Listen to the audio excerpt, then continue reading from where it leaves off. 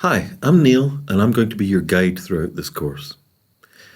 In the last step, you thought about how confident you feel about speaking English, and in particular, how you feel about grammar, vocabulary, fluency, and pronunciation. Those 4 areas are the things the examiner will be considering in the IELTS speaking test. Fluency and coherence, how fluently you speak. Lexical resource, your range of vocabulary. Grammatical range and accuracy, and pronunciation.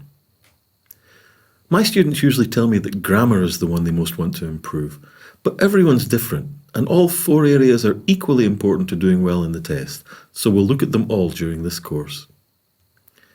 This week, we'll start by looking at fluency and coherence. But first of all, like any task, you can't really do a good job unless you know exactly what you have to do. So let's take a look at the different parts of the IELTS speaking test. The speaking test lasts between 11 and 14 minutes and has 3 parts. Part 1 takes 4 to 5 minutes, and the examiner will mostly ask you about familiar topics: home, family, work and interests, things like that. In Part 2, you're given a card with a topic, and you have to talk about that topic for up to 2 minutes. You get a minute to prepare what you're going to say, so this part of the test takes 3 to 4 minutes. Finally, in Part 3, the examiner will ask you questions related to the topic in Part 2.